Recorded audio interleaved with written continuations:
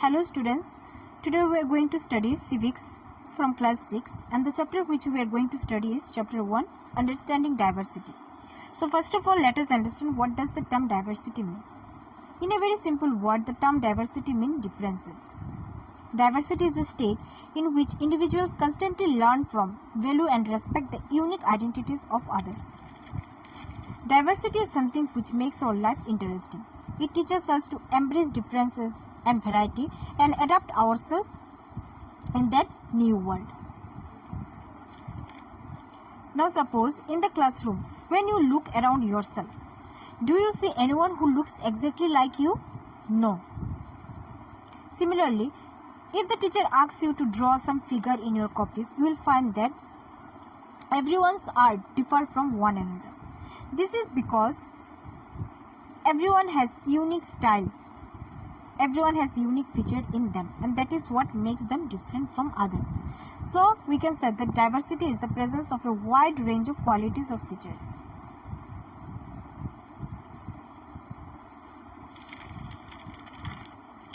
We the human beings are social beings and we live together in groups, which again is diverse.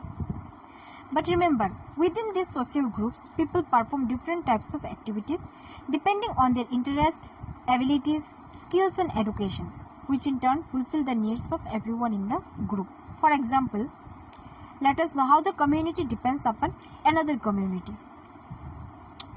Farmers grow crop for the rest of the community, but they depend on the other members of the community for his other needs like clothing, health services, etc. It is noticed that the village community supplies food to communities in towns and cities, and in turn they depends on them for things and garments, tractors, medicines, etc. India is a large country with a variety of geographical and climatic conditions. People in different regions have their own food, own dress, own language and the own way of life. So the nature of diversity in India, let us know every aspect: religious diversity, regional diversity, cultural diversity. So what is religious diversity? India has no state religion. It is a secular state. It is the land where almost all the major religions of the world are practiced by their respective followers.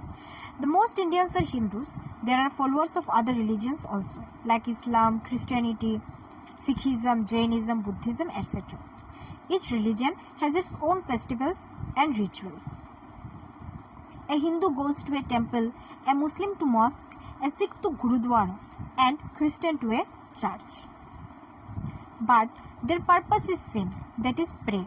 So we can say that diversity in religion is about doing things differently and not doing different things.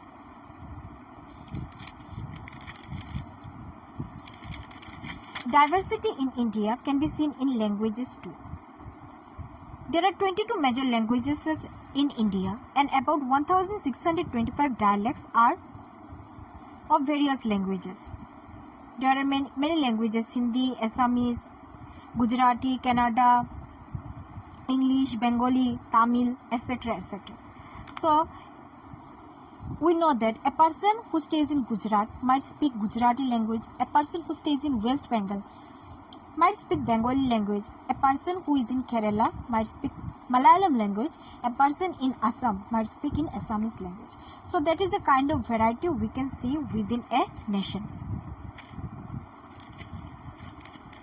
We also find that people in different regions dress differently. Sari and dhoti is a common attire in most of the parts of the country, but they wear it differently in different parts of the country.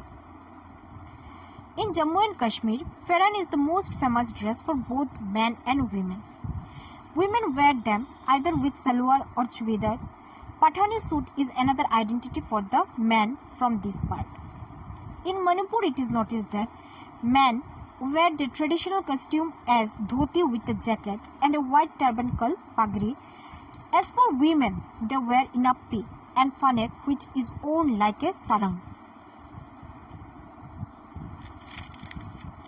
India has a diverse culture and different states celebrate different festivals. Nearly all the Indian states celebrate the harvest festival, but they celebrate in its unique style. In Punjab, they celebrate the harvest festival in the name of Baishakhi. In Kerala, it is celebrated in the name of Anam. In Assam, the people celebrate in the name of Bihu. And in UP and Bihar, it is celebrated in the name of Makar Sankranti. What is regional diversity? Regional diversity is about how diverse an entity regionally. These regions could be of geographical, cultural, economical or historical in nature. So now let us try to understand what we mean when we say that historical and geographical factors influence the diversity of a region. So let us take two different parts of the country, Kerala and Ladakh.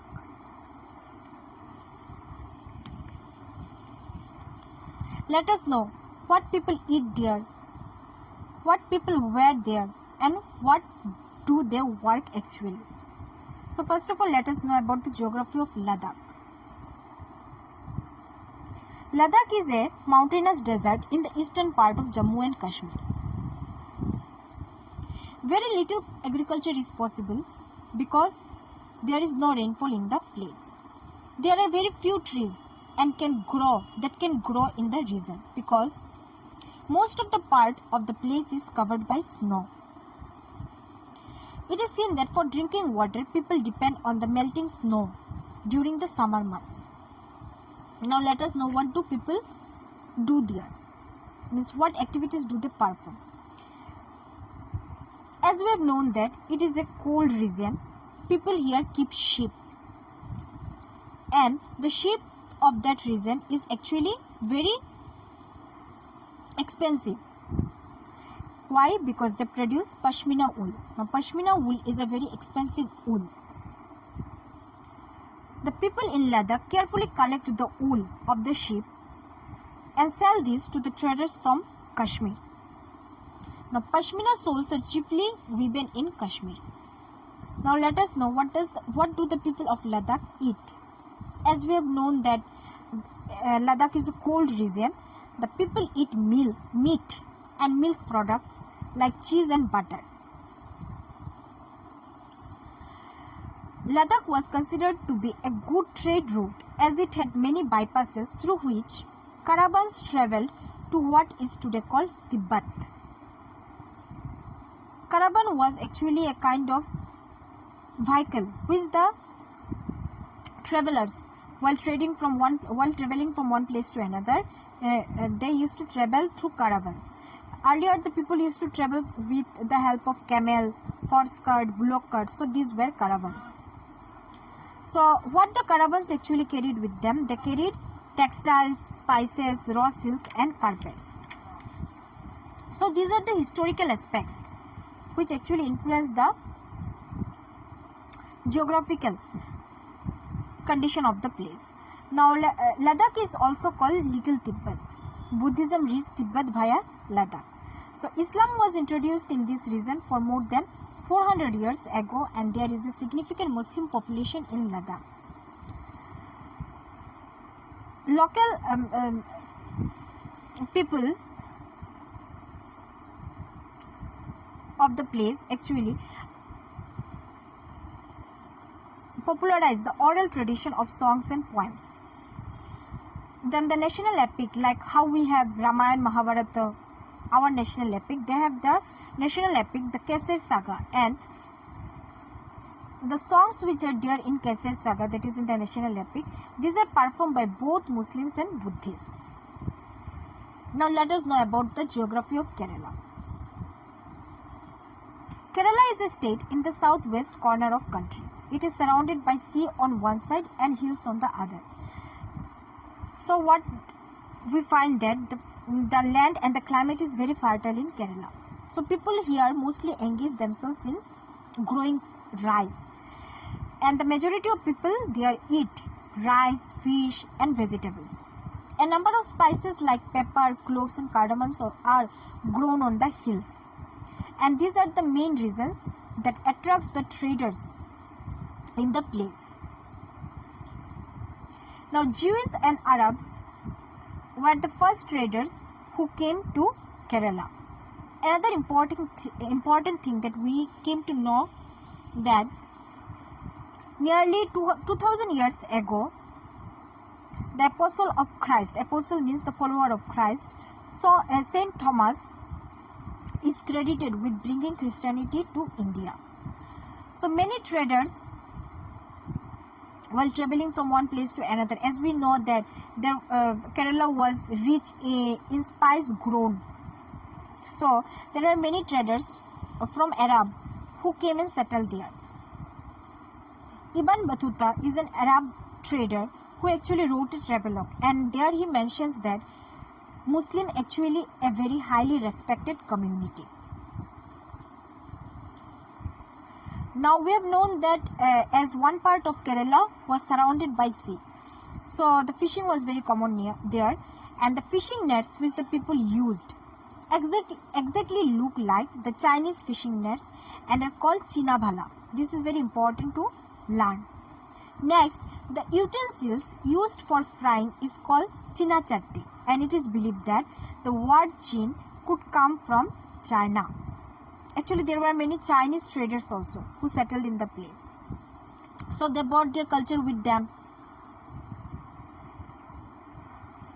And as a result, what happened? The way of life slowly become part and parcel of the place in which they settled.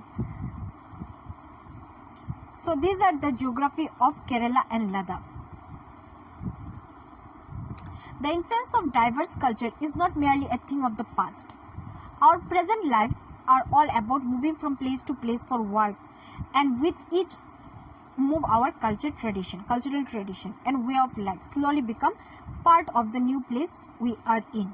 For example, suppose today my father is working in army sector and he got transferred in other state. So what happens? He migrated in that place. So when he settled there, he actually take the traditional culture with him. And what happened? His way of life actually mix up with that, with the people or the community who are actually the member of their society. So he took his culture also, and he is adapting the new culture also. So he is enriching his culture, as well as the people of that place also get attached to new cultures, new Bengali cultures or Manipuri culture, whatever background he is, they are getting adapted with. Similarly, what we find in our neighborhood also, we live close to people from several communities. Our daily lives are about the ways in which we do things together and hear stories about each other's lives, customs and traditions. In this way, we are actually enriching our lives, and diversity actually add to our lives in this manner. We get to know about the new lifestyle of people, new food style of people, what the people wear. We get attached to those cultures, and these actually add to our life. So in the book you will find a story of two boys, Samir Ek and Samir Do. What we find that both the boys are of different background. Samir Ek is the boy who is sitting in the cycle, and Samir Do is the boy who is selling the newspaper. Now Samir Ek, he comes of rich family. He also goes to school for study. He is a Hindu boy. And Samir Do is the boy who is selling newspaper, and he comes of a Muslim family. He is a poor boy. His economical status of the family is very bad, and this bound him to uphold work. Instead of, they both are of the same age, but one is selling newspaper and one is studying in the school. In fact, Samir Do, in fact, he don't know the word subject which we spell in English. And in fact, we find that in the story, we find that he got surprised when he came to know that Samir Ek is also familiar in Hindi. As we find that Samir Ek was asking for Hindi newspaper. At that time, he got surprised and asked Samir Ek, you know Hindi also? So look the lifestyles which vary from one another. This is the diverse lifestyle of people. Now look, both are from different background. Their world is diverse, but still they became friends. Now what actually pushed them to make the friendship? This is actually the effort, the thought that it is important for them to talk to one another and become friends. This is the willpower, and this shows the unity of we Indians. Unity is a strong source of we Indians. Now it is noticed not only in today's world. India's freedom movement had thousands of people of different backgrounds in it. It was noticed that the Britishers, through the policy of divide and rule, were trying to divide Indians because they were so different. But it was noticed that we Indians, the people of India, showed how they could be different and yet be united in their battle against the British. Many women and men from different cultural, religious and regional backgrounds came together to oppose them. Many other aspects, in many other aspects, we find the unity of we Indians, like the celebration of Independence Day, Republic Day. This shows the unity of we Indians. Then the Indian national anthem, composed by Rabindranath Tagore, is also another expression of the unity of India. Unity in diversity is a phrase which is actually coined by Pandit Jawaharlal Nehru in his book Discovery of India, the Discovery of India. And in that he talked about that unity is something which is deeper in we Indians. It is nothing from outside. It is in the blood of we Indians, and it is the thing which makes actually our belief, our customs or tolerance strong enough to tolerate any situation, to cope up with any situation. We are proud to be Indian. That's